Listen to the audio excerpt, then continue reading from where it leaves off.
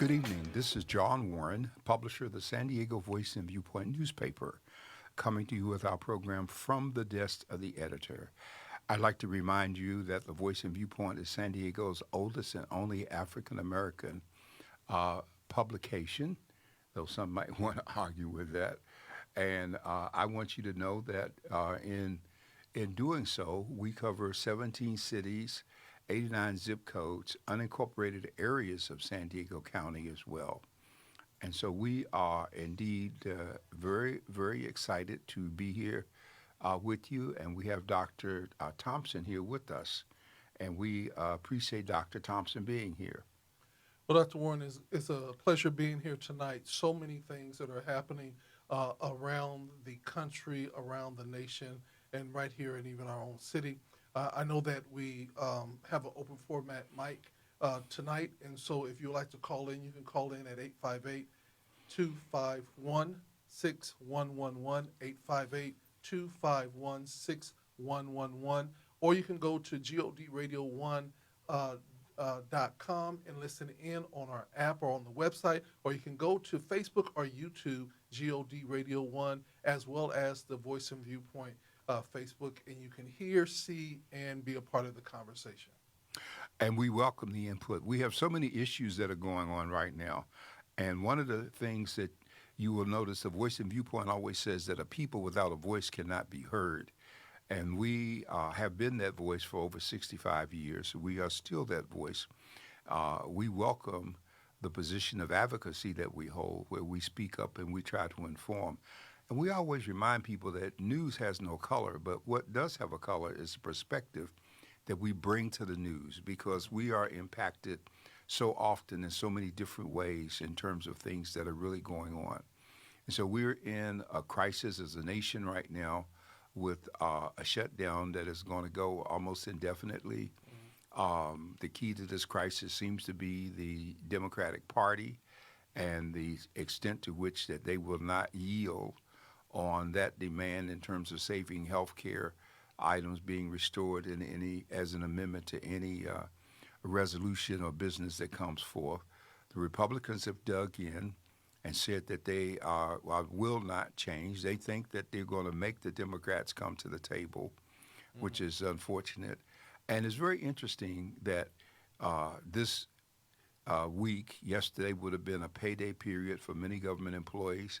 The only people that got paid were troops, and J.D. Vance made it look like the troops were able to be paid out of monies collected for the tariffs, but no nation has paid any tariffs on products coming into America.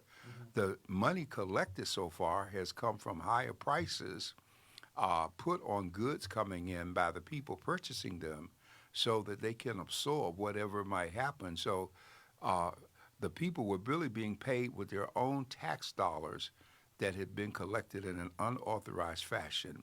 And so I have an editorial this week that speaks in volumes to this issue, because on the one hand, we have a shutdown, and we have part of the Project 2021 plan is being put in effect to terminate people during the shutdown. But on the other hand, we have the Republican members of the House of Representatives, including the Speaker who's in charge, in a recess mode, still drawing pay while the rest of the nation is not. And to add insult to injury, at the same time that our people are doing without, President Trump has given $20 billion to Venezuela. And so here we are. It was not authorized. You can call it a loan. This country has more outstanding debt with the International Monetary Fund than any other country on earth. And now, as of today, there are efforts to send fighter jets there to fight against the opposing opposition groups, because the president feels so strongly about helping this country, where the money they gave is not going to make any difference, and it's money out of sweat, blood, and tears of American citizens. Now, I got to say, folks, I really feel about America the way in many respects I felt about the people of Gaza being under control of Hamas. Anytime a nation is under the control of a hostile force, it's because they allow it to happen. And so the people do not rise up and fight against what's taking place. And so that's what we have. So this week in October 18th, we have a second No King's Day protest nationwide, expected to exceed 15 million people participating. But this protest means nothing if those 15 million people do not become registered voters and stand up and get involved at the polls in terms of throwing out the Republican control of the House so that the Democrats can regain it. Why is that important? When the Democrats control the House, they have the ability to impeach the president. That's where impeachment starts. The trial might take place in the Senate, but the actions have to start in the House. And so far, we failed twice in terms of this. They are the ones, in terms of Article 1, having the powers to legislate. That's where the money purse issues start. And so the Republicans in the Senate, they are meeting and going through mindless votes because they really can't get it done without 60. So they need at least 10 Democrats to break ranks and cross over with them. And meanwhile, there is a discussion underway about removing Schumer as head of the Democratic majority in the Senate, which would probably clear the floor for someone like Cory Booker to step up because there's a desire for a younger generation to take over. So, Dr. Thompson, I don't mean to go through the whole litany. You know, I could just keep going with all of these things that are happening, but I'm hoping that in the midst of this, the national discussion, which is having local impact on us, and you're going to see it more in terms of the food banks and layoffs and delays in terms of people getting funds to pay their bills. And so we'd like to hear from you if you have thoughts one way or the other. Sometimes it's very good just to talk about it. You know, one of the sad things about it, Dr. Warren, is that it really now seems like it's a battle between the haves and the have-nots. And Donald Trump has made it very clearly that anything that is Democrat, no matter if it's good or bad, he is going to cause pain so that they will be dissatisfied. But that's not, that, you know, is so unproductive to consistently do threats and threats and threats. You just talked about Venezuela, and I'm like saying, is he doing that because he wants the Nobel Peace Prize and hoping that she's going to give it to him? You know, there's so much that is going on, and for some reason, there's no checks and balances anymore.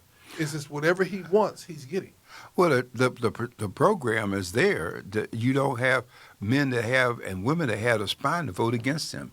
Nobody has figured out yet how he controls all these people, what the threats are, whether he's threatening their lives or their families or what. But people are ignoring their duties and responsibilities, just like Mike Johnson, who looks like an intelligent, nice person on the surface.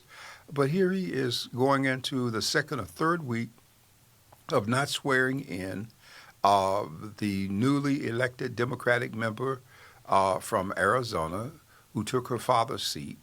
And all he can say is she's a nice person. And he knows that when he convenes the House and he controls it, that once she's sworn in, she becomes the 218th signature on a discharge petition, which will then force to bring in the Epstein files forward. And so they're willing to sacrifice the country. And, you know, maybe people need to suffer more because at some point, history shows when people get tired of suffering, they turn. Mm-hmm. And that's why he's trying to arm the military and get them involved. And Trump does not intend for us to have another election after 2026 if he can't control that one. Mm-hmm. And if he's not in office in 2028, because he can't, there's no room for a third term since Roosevelt did that one time. Trump is taking a page from the Russian president's playbook because he's been in charge of Russia for over 25 years. And at one point, probably about 15 years ago, when they reached the limit under their constitutional limitations on office, he put his vice president in that he controlled. And then when that term was up, he was able to come back and run again because he just couldn't run in consecutive consecutive terms. And so it's not about America anymore. And that's the problem because the law says that to hold office and not to carry out the duties of the office is malfeasance in office. Yeah. And so, for all kinds of reasons, he should be in jail, the people around him. And let's not get it twisted. Don't just look at Trump. J.D. Vance would be as bad, if not worse.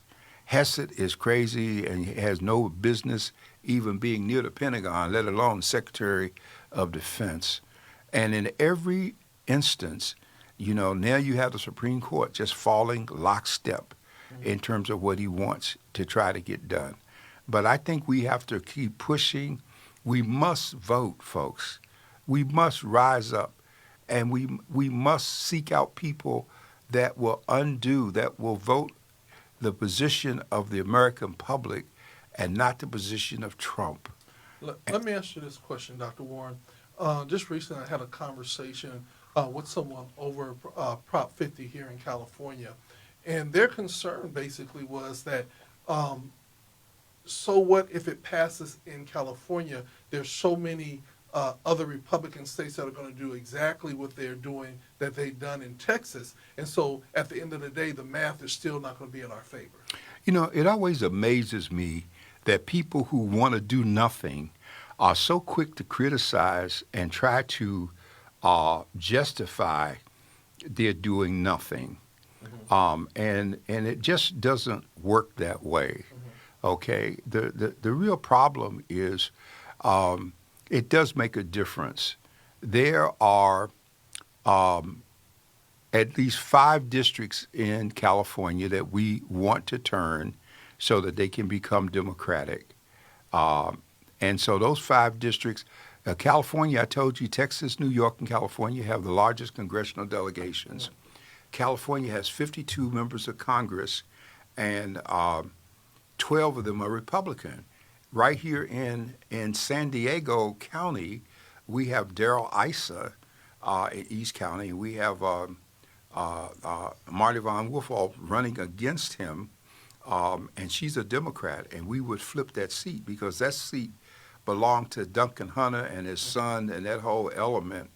And when the redistricting was done after the last census, Issa, who lost ground up north, he was put in the area, and he was acceptable to everyone because he was a conservative Republican, and they were trying to keep the Chaldeans from getting the seat. And so now we have someone who is a very able person, member of city council that's termed out, and she's running for the seat. So every vote counts, folks. Every vote counts. I do not support Sarah Jacobs. I think she shouldn't be in office, but I'm forced to vote for Sarah Jacobs because Hakeem Jeffries will not be the speaker unless we get those other 6 or 7 votes that will flip the House. That's why Mike Johnson, the speaker, swore in the 2 Republicans that won, and special elections in Florida recently, immediately because of the numbers. So how can he swear them in and bypass swearing in the, is it from Arizona? She's from Arizona. It's always interesting to find out, to see how people are doing things. The reality is that he can get away with it for a moment, but when I was listening to this, my mind went back to the story of Adam Clayton Powell v. McCormick, where Powell was expelled from Congress, stripped of his rank, and put out. The people of New York re-elected him and sent him back to Congress. And so what the Congress did was they had to seat him while, and there was this lawsuit, and what the Congress did was it agreed to seat him, but it put him as the most freshman member on the committee that he had chaired, knowing that his ego would not allow him to come. And as I worked on that committee and watched these people, even if his name was mentioned afterwards when he didn't come back, they got nervous.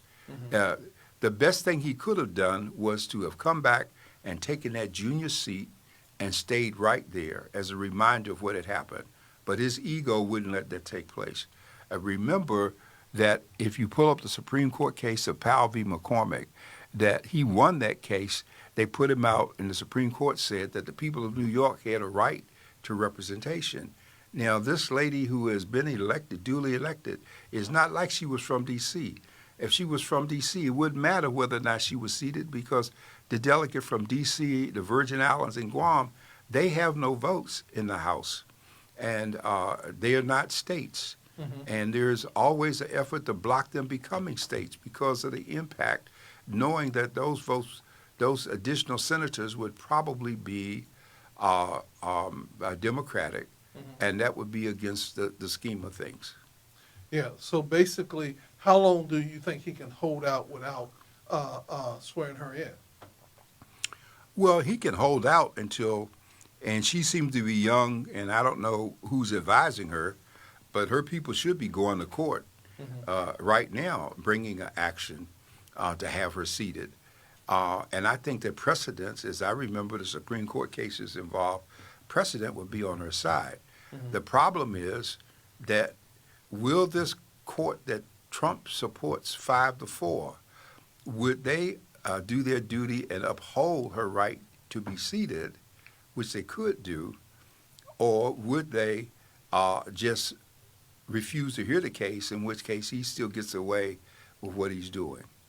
Well, and at the end of the day, people are going to consistently say, and where are the Democrats? It seems like the Democrats are being very docile and very passive, and it doesn't seem like there's any aggression that is taking place from the Democratic Party at this point. Well, there are a couple of people are being aggressive. AOC, Alexander Ocasio-Cortez from New York is very vocal. Surprisingly, many people would like to replace Hakeem Jeffries as well, even though he's waiting in the wings. And Nancy Pelosi was saying the other day on the news commentary, yeah, he could be the first black speaker, but people are worried about how strong the speaker is he going to be. Right now, he's holding the Democrats together, and if the Democrats cave in on this, they're gone. The polls already show them being down 30%, and it's their own fault. Even here in California, we're trying to mobilize people to vote for Prop 50, and the Democrats are going through the same old playbook. Last week, I was on a press conference with the governor and 2 black members of Congress and the chairperson of the Legislative Black Caucus, Senator Akilah Jeffrey Pearson, Dr. Shirley Weber, Secretary of State's daughter, who represents our area in the state Senate. And they were talking about the importance of this whole thing and how people really to mobilize the vote. And they were talking about the campaigns that were being done by radio and television. Well, in the midst of that, yeah, it's nice, but even the press conference was a sham because you weren't allowed to see who was on it. We were invited to be on it as black press. We couldn't see who were the participants. They cherry-picked what questions they were going to answer. Nobody talked about putting any money on the table to help us do the campaign. We just can't start just running ads just because they make a great speech and we feel, oh, how wonderful, hail to the flag, and then we supposed to absorb it while they paying everybody else. The electronic media is Christmas every time there's a campaign. They get paid, and we don't because we're afterthought. And even though Dr. Weber made a point to put some special funds out there, I think about $20 million to try and move this along, by the time they finish talking and organizing and figuring out where it's going to go and who's going to get it, we'll be down to maybe a week before the election. Exactly. So for our publications that are weekly, we would have lost the opportunity to financially be of help. Even here in San Diego, when we run where the polling places are and where the drop boxes and all those things, those are pages that we contribute.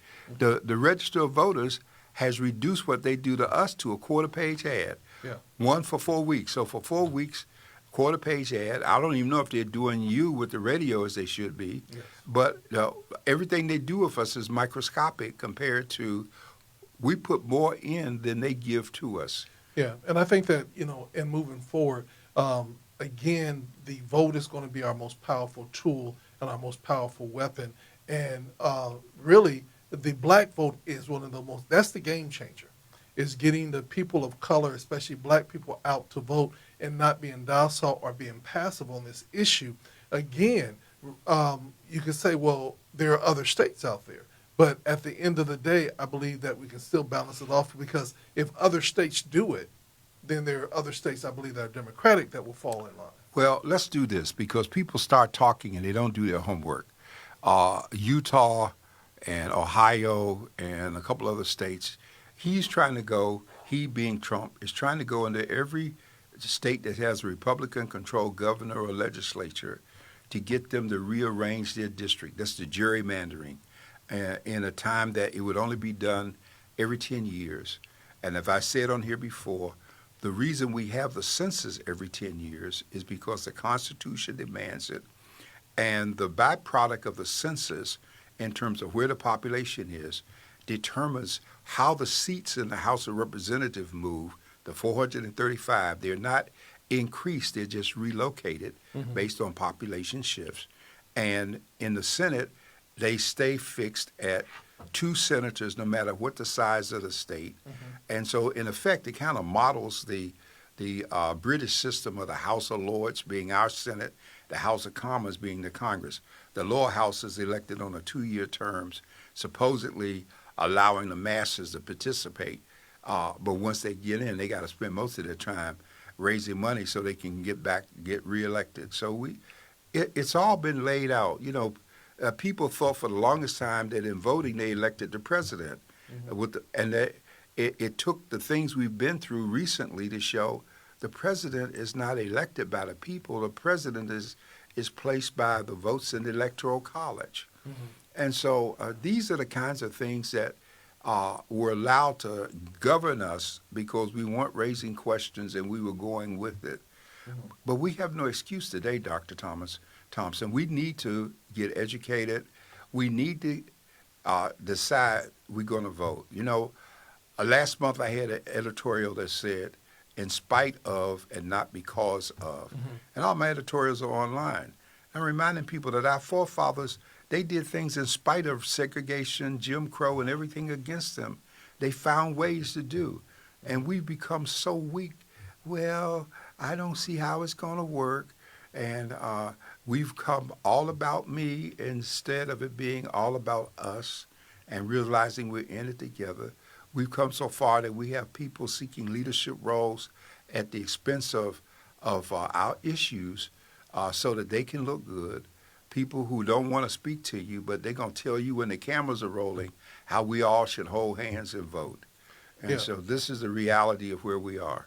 Well, and the biggest thing is that we must be involved. You know, again, we can't complain about things and what's not happening if we're not doing just the basic minimum. That is voting, being involved, and then also educating ourselves. And sometimes in the education, you can't be afraid. You can't be afraid of having conversations. You know, and there could be tough conversation. Just the other day, I had a tough conversation with somebody about Prop 50, and we went around and around in not an argument mode, but she was really trying to educate herself. And so we were talking about what was in the voter guide and everything else. Was she a registered voter? She is a registered voter, and she was voting. She was literally ready to vote.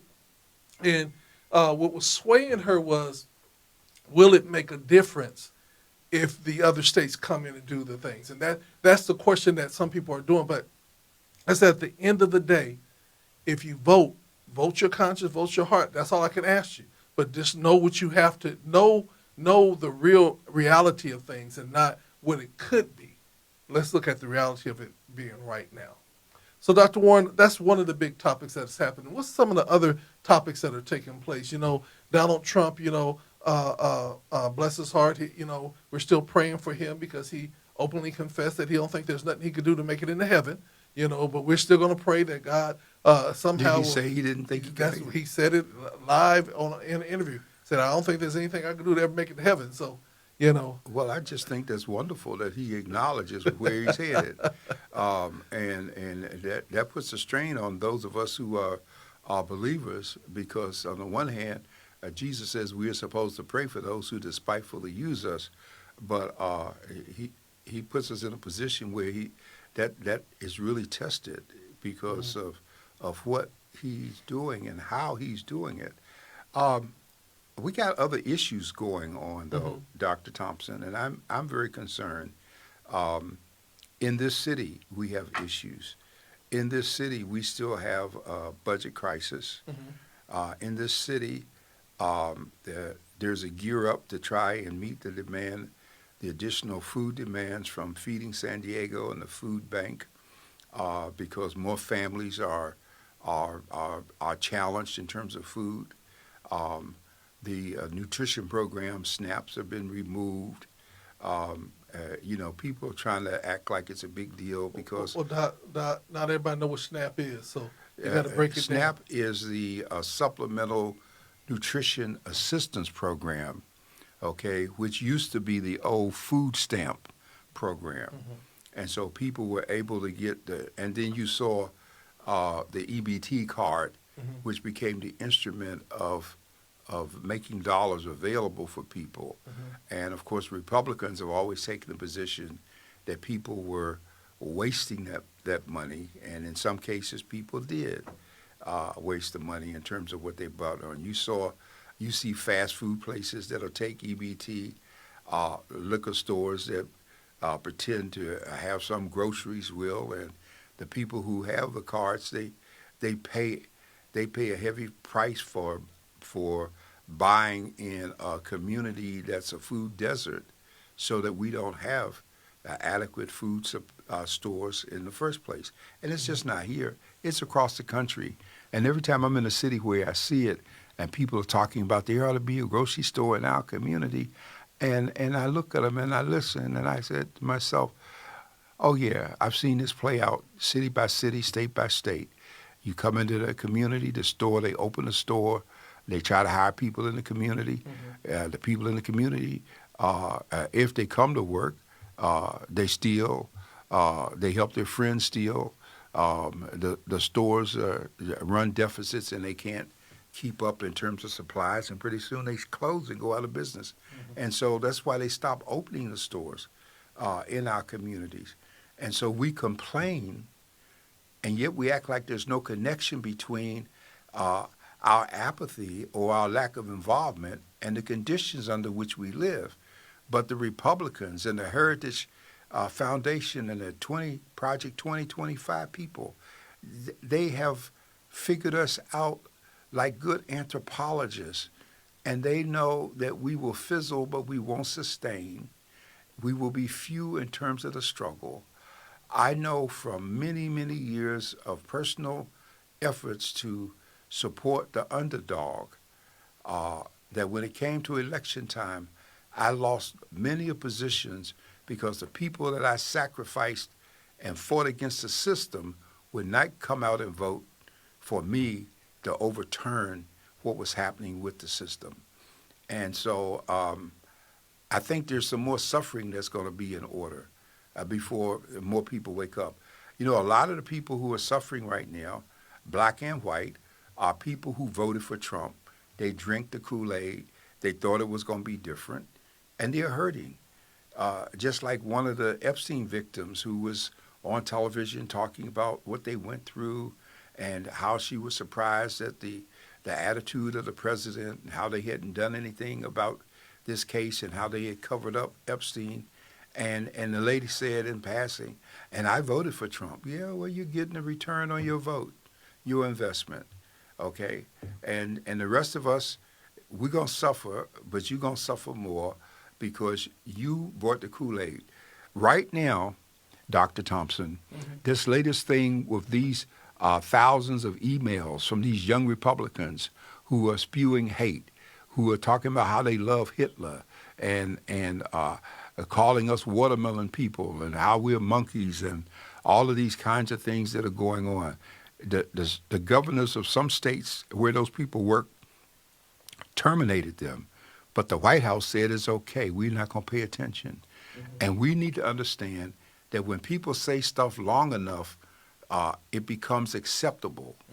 And so that's why we can't allow folks to get away with calling us names, disrespecting us. that we can't wait until our job is gone and then we want to call everybody to come. But as I drive around San Diego, like in Eastlake, where they've been protesting No King's Day every Saturday out there, and 99% of the protests that you see in the over 2,000 locations around the country, the people marching do not look like us, okay? And we sitting back saying, well, we ain't going to participate because they didn't do Black Lives Matter. You better get off your behind and get out there because you're in the same pot. And this shutdown is going to help everybody realize that they're in the same pot. Well, even with the shutdown, the concern is how long will it go? They're blaming the Democrats, and I think the Democrats should have a different strategy. Say, hey, we're fighting for your health care, we're fighting for this, we're fighting for that, and they're trying to take it away. That's why we're standing. We're standing on your health care, we're standing on this. But it doesn't even seem like they're saying that. It seems like, hey, well, they're just not supporting, we're not going to move. I think that they could go on the offensive now and literally make a difference in how people see them as Democrats. Well, tonight, I believe Chuck Schumer and OAC, Alexander Ocasio-Cortez, they have been going around the country into the very districts of the Republican folks who voted for the big, beautiful bill, speaking up and mobilizing folks to get involved, because the answer is to get rid of the people who are drinking the Kool-Aid. There ought to be recalls going on in addition to identifying who you're going to run next year in the midterm. Yeah.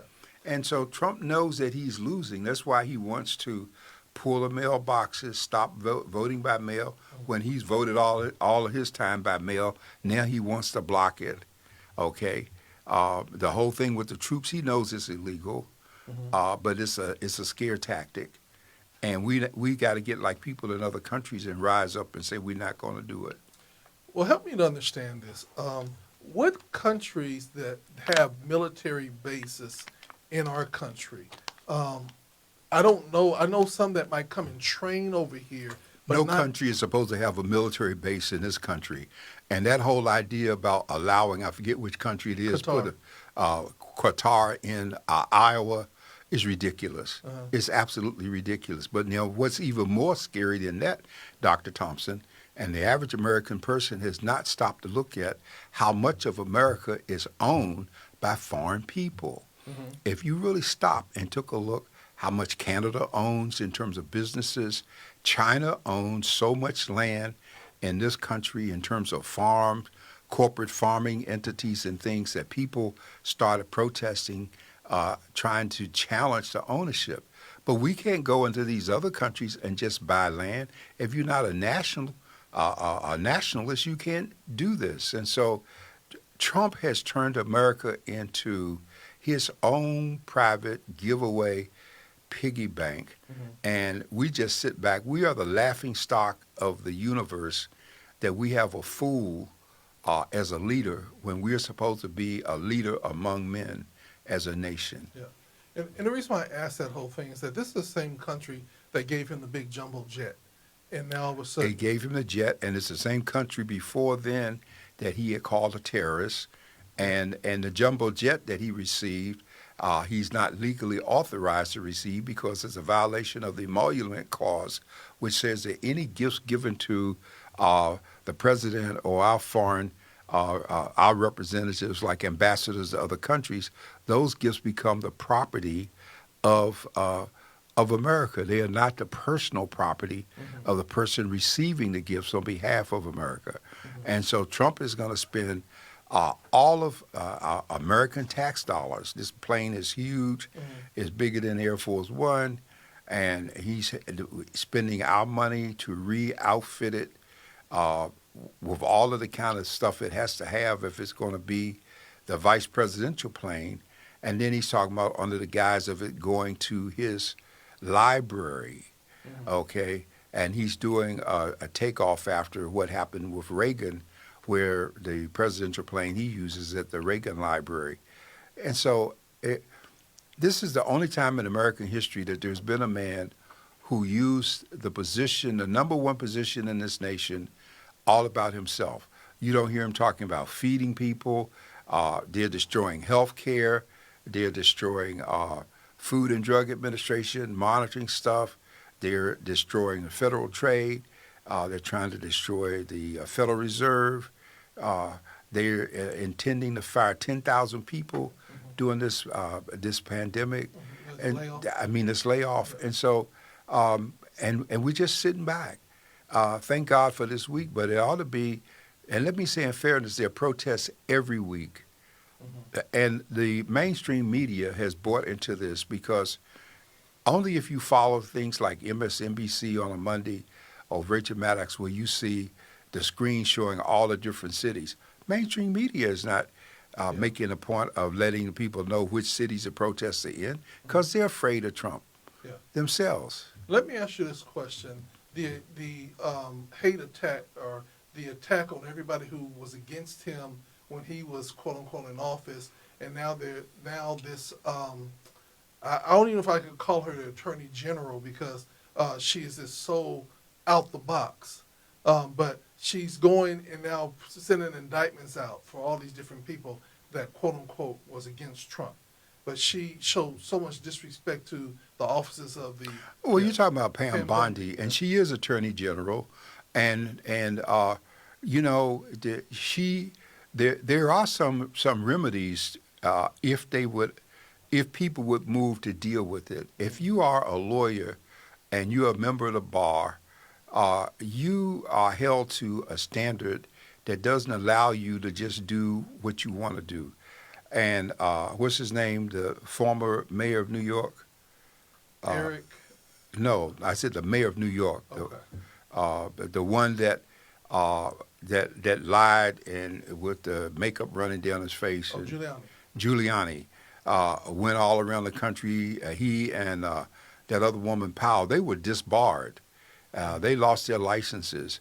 And the protocol and respect that goes with being a judicial officer, I don't doubt that charges will be brought up against her at a later date because one of the members made it point that I will be seeing you again, even if it's after this. So the stuff's not going to go away. But right now, she is comfortable in her rudeness and her disrespect, as of all the people that he has put in position. And they have been told it don't matter what they say, they can't do nothing. We got the House, we got the Senate, we got the court, and we got the troops. Yeah. So we have all the elements we need to do what we want to do in America, and that's just too bad if you don't like it. Yeah, so I think that it's definitely going to get much worse before it's going to get any better. Like you had said last week, he's been in office for 8-9 months, and we see that what you said, over 40% of the Project 25 is in effect. Oh yeah, 40% of Project 2025 has been implemented, and the guy who's head of OMB is the mastermind behind it, and he's got plans to implement the rest of it. We were supposed to be coming up with our own project. You know, we got things like the Joint Center for Political, what they call it, the Joint Center for Politics and something, which is the black think tanks. I remember when they created it in Washington 50 years ago. And so they do research, but I think Roland Martin put his finger on it a few weeks ago when he talked about how this whole movement is to frighten people in terms of giving money to nonprofits, and the lion's share of what black people do is involved in nonprofit entities. Now, I found it very interesting what's going on here. A few days ago, the NAACP held its Freedom Fund dinner. And I'm sure they had a lot of people there, and they did a lot of awards and stuff. I didn't cover it. We weren't given notice of it. We weren't invited. I could care less. I'm embarrassed that the NAACP has fallen so far from what it was. In my almost 40-some years here, the Voice and Viewpoint worked hand in hand with the leadership of the NAACP to respond to complaints of discrimination, housing, and unjust treatment, and all the things that people were. You don't hear anything from this group. And people like yourself who uh, was among those who gave so willingly, so much to help, were driven out, and leadership now, nothing takes place. And here, there was a time that the NAACP and the Urban League were considered two flagship entities in the struggle for equality in terms of Black America. In San Diego, you can't find that. Now, let me just be very clear. I have nothing against the people personally who are in charge of these organizations. I think they're nice people, and I love them with the love of the Lord. But at the same time, uh, I don't see them taking positions that are reflective of the struggle that we're in and the extent to which we need help.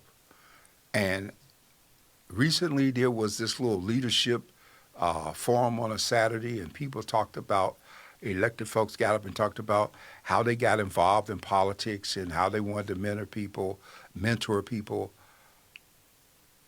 It was the Black press in every city in this nation that stepped up. Offices were firebombed and people were brutalized, and yet the Black press never stopped writing and fighting for us as a people.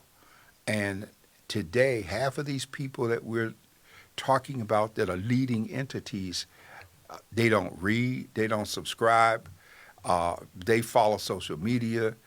They could care less in terms of any suggestion that anybody outside of their orbit is important in terms of the scheme of things. Well, Doc, I think that, when they said getting in good trouble, sometimes, and a lot of times during the struggle, we weren't invited to the table. We just worked, we walked in and presented our own self and became a part of it. I think that in this time, in this season, we're seeing a shift where everything is just that instant. Everything wants it instantly. And nobody values sometime the old way of doing things. I was talking to someone the other day, and they said when you had questions back in the day, say, go to your parents and say, what about this? Parents say, go look it up in an encyclopedia, right? Now, if kids got questions, it's like, oh, never mind, I'll just Google it, and Google becomes the source, but then the kids are then not challenged to go more in depth than just what they find in Google. You know what I'm saying? Use the tools like an encyclopedia and really go in depth to find out more, not just the AI answer that you're getting. And I say that because just recently an artist died. And all the press outlets said he had passed away. But AI said he hadn't passed away. It wasn't true. And so it brought a conflict between what AI said versus what the news media was saying. Ultimately, the news media won out. You know what I'm saying? Because AI had to catch up with the information that had been put out. So I think that even in this time of the season, we will be forever in a position to continue to teach, ever in a position to continue to be a beacon, because the bottom line is if we're not, people will just go to what's easy versus what's expedient, and not always the true essence of the story. I always say a lot of times, Dr. Warren, people come on and you say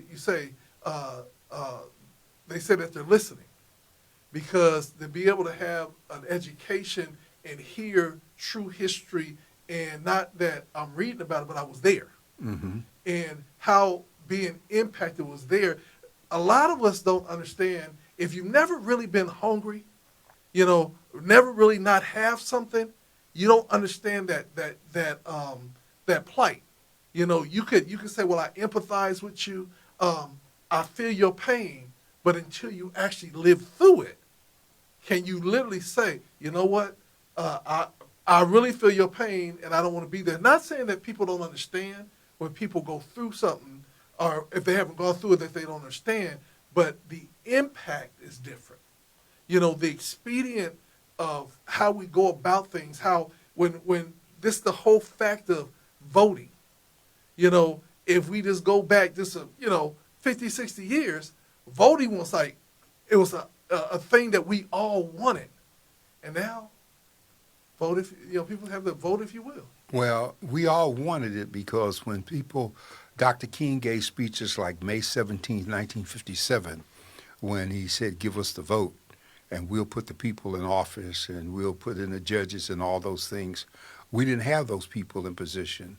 And when you go back, 70 or 80 years, people were still putting emphasis on education. And churches were taking up money to help send little Johnny and little Mary off to school. George Walker Smith himself came from a sharecropper family, and he was selected by the people on that situation. They sent him off to school, and from school he went off to college and to seminary. But he was a lucky one. There were people still left where he lived with a dirt floor. They didn't even have wood floors in the house. And so we have harmed our children in the sense that we have given them what we didn't have, thinking that that was a sign that we were making progress, and at the same time we were spoiling them because they weren't developing any work ethic or concern. I'm amazed that people have kids who have finished school and the parents are working and they laying up at the house all day in bed and not doing anything, and you still feeding them. You know, the birds got better sense than that, because I've watched the nests many years ago right outside my bedroom window, and when the little ones hatched and got a certain size, and this was like 8 stories up, and my building at the time, I saw the mother kick them out the nest. And they either spread their wings and flew on their way down, or they were dead at the bottom of the ground. But they had to do something. And so we are, again, we got to put God back in the picture. Now, Dr. Thompson, I got to do this little commercial thing here because I just made a discovery. I do my Bible studies on Zoom. And of course, I've struggled to understand how to use all of it. And I recently got a grip on it and realized I have almost 70 messages on Zoom in terms of Bible study and sermons that I'm now moving to my YouTube page, which I forgot I had, so that people can have access. And I find it's important for people to have a chance to understand and be exposed to the Word, because the Word will help shape you in terms of what you do and how you think and who you become. It's just so important. And so we have been raised on political correctness and favoritism rather than word. And in this city, we got issues. You don't want to see a high water bill. You don't want to pay for your trash. That's okay. If y'all rally together and get enough people, you can stop that. But at the same time, they can't close the library on Sunday to substitute, when there are other things that can be done. And then people are complaining about taxing parking at Balboa Park. Well, parking at events downtown.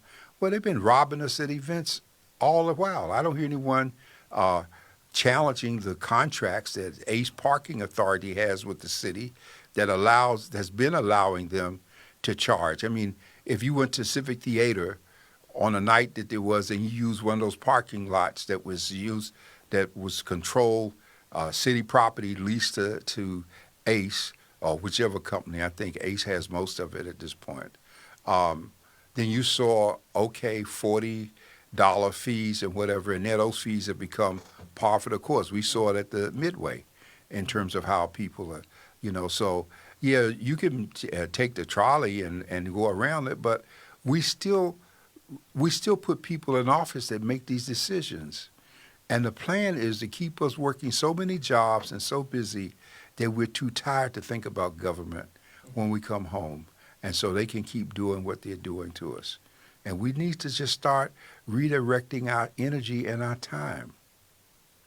So, with that being said, Dr. Warren, as we move forth, I always say that for myself, I feel like I have less time in front of me than I have in back of me. And so it's kind of like in this time in the season, using your time, your skill set with people that will make sense. I think that the time out right now is for a whole bunch of meetings, in my opinion. My whole thing is that I want to get with people that are ready to do. And if you're not ready to do, then we're just wasting time and it's just a feel good. And I think that this is the season where we're going to really be challenging each other to be about it and not just talk about it. Well, Dr. Thompson, I know you mean well, and it's a statement of truth. What you said is truly stated. But the problem with what you just said, it goes to the essence of it. Because I keep hearing people saying, time out for meetings we want to do. But how can you know what to do if you don't know what was done before you got to the point that now you want to do? Mm-hmm. And if you don't want to listen, and I found this in Black Men United, you've seen it, when I used to try to educate a younger element to the things we did, all I would get is, well, we don't want to hear all that. What are we going to do? What are we going to do? Well, the first thing you need to do is listen. And if you listen and learn something, then maybe you will understand the difference between playing checkers and playing chess. Mm-hmm. Okay? But when you want to just rush out because you got to do something, but you don't know whether it was done before, did it fail, did it succeed? Okay? When we talk about the importance of the black vote, every election can hang on one vote, folks. Mm-hmm. No matter what color it is, whether it's black, Asian, white, Chinese, Martian, if they're registered and they're a citizen, everything can hang on one vote. And we as black people have set the tone for political participation mm-hmm. through blood, struggle, sweat, tears, and on bended knees. Mm-hmm. And now that everybody has picked up what we laid the foundation for through the 50s and 60s and 70s, now we decide to go on recess. Mm-hmm. And that's the part we can't do it. Each week, you and I do Black Men and Women United. Mm-hmm. We have over 100 and some people that we send notices to. And we don't get 100 and some people responding. Well, what I'm thinking, or what I'm saying, Dr. Warren, is not, meetings that are fruitful. I'm talking about we have a lot of meetings that take place that are just talking heads. They talk, we say we're going to do something. Like you had said, Prop 25, or not Prop 25, but Project 25. Yeah. There was a whole think tank that was supposed to come with a secondary plan. They met a lot, but nothing came out of it. No. You know what I'm saying? So when I say it's time out for meetings, I'm like, it's time for doing, listening, learning, and then implementing. Many times we can be very, very good starters, but we're not good finishers. Well, see, and that's what made the Panthers so successful. If you go back and look at the history and the organizing, they were people who read, they were educated, where they knew what they were doing. They had to be readers. When you take a group of young black people that look at the Chinese Revolution in terms of Mao Zedong and what he did with the Little Red Book, and they go with their own printing presses, print copies of that Little Red Book, and then go to Berkeley to the white campuses and sell that to those students to raise money to go back to the neighborhood to feed people. Mm-hmm. Okay? That's being involved and having a public affairs ministry. How would they know to do that? Because they knew that people doing movements had ministries and had people who handle public affairs, who handle feeding and all those things. And most of us today don't give to those things. I'm proud to say the Voice and Viewpoint through the pandemic, and I've said it before, we supported the food bank, Feeding San Diego, volunteers. We've always been about giving beyond what we have because that's how we've been blessed to still be here. And so this is important that we get back into this. I have never wanted the Voice and Viewpoint to present itself as the leader for San Diego. I always wanted the Voice and Viewpoint to be an instrument, an institutional instrument that the people of San Diego used to maintain a continuity with the history of those who came before us in terms of their deaths and their sacrifices so that we are enjoying a better life today. That's the whole idea. And so we've got to get there, but we can't get there until we get beyond self. And we can't get there until we get beyond friendships, until we get back to what is right, what is morally right. And A disagreement does not mean a war. A disagreement means that someone is trying to do something different. And you mentioned talking. I've said many weeks that one of the reasons Joan Kropp left the Center for Peace and Justice at USD and she left those in several cities around the country, was because they became places for people to come together. If you study Socrates and Plato and these guys, they came to the marketplace and they had discussions of ideas and points and principles. And so we read Cicero and we read all of Aristotle and all of the teaching, because there was a building block scenario. That our very framework today is built on what was done way back then. So why do we have to stop now just because we got social media and everything that's online is not truth? Yeah. But if you're not listening and you're not engaged in dialogue beyond your own limited thinking, then how do you know? Well, we've got a few minutes left. Let's just talk about your editorial this week and some of the highlights of the paper that has hitting the press tomorrow, or on the street tomorrow. Well, the editorial this week is an interesting one, encouraging people to look at the fact that while many Americans are going without paychecks and working and expected to work, like TSA and essential workers, the lawmakers, being the Republicans in the House, are not working and getting paid, and educating people to the fact that Congress as a lawmaker has always excluded itself from having the laws apply to them. So we need to just keep looking at what's being done and prepare for what's the alternative. We should be creating food banks in our churches and locations where education is under attack. Churches should be creating libraries. There should be centers of bringing people together. We did this 40 years ago here. We had Saturday schools for our kids, and we had retired educators that came out and continued the education process. So we need to go back, as they used to say, let's go back to the old home ground and look back. We got a bunch of young new ministers in town now who attrition has brought, and they got energy and they have a desire to work. And some of us have to help them build a bridge between what was done before they came and what they can do going forward. Yes. Well, Dr. Warren, I will say definitely that we still have a lot of work to be done in this time, in this season. I want to encourage everybody to get your copy of the San Diego Voice and Viewpoint this week and see the editorial from Dr. John Warren. Also, if you have an issue or you have a thought or a premise, please send a letter to the Voice and Viewpoint. All letters are read, and many times they are published, or most times they are published. And last but not least, I want you all to know that we want you to continue to listen to GOD Radio as we're going to continue to give you the best in music as well as in positive talk and where we're going. Dr. Warren, final words. Yes, I do have a couple of final words here. Number one, I want to encourage you, if you don't listen, I encourage you this Friday to listen to NPR's StoryCorps, which has a presentation of an interview between my daughter Chida and myself that's going to play nationwide. It's also going to be on Instagram, and while they're only doing about 3 minutes on the morning shows around the nation, there are links to the whole interview, and I think you might find it of interest. The other thing is, get those ballots in, please. If you haven't registered, you can still do so. Get to your local point of turning in the ballots. Get them in early so they don't get left out. We should be standing in line to vote on Election Day, November. We should be already have our stuff in, and we should be just waiting for the count.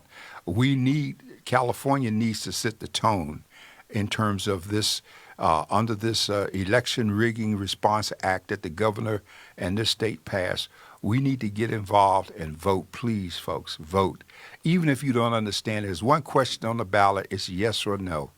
Just go, sign up. If you weren't registered, you can register. They can seal it. They can count it later. But vote, and get those you know to vote, and those in other states to be on their guards to vote. This is the only way we really beat this man. In spite of the 18 million people that might come together this weekend, it means nothing unless we vote. With that being said, this is from the Desk of the Editor with Dr. John Warren. Please tune in next week where we will have more tantalizing discussions and probably a special guest for you next week. Right here on GOD Radio 1. Y'all be blessed.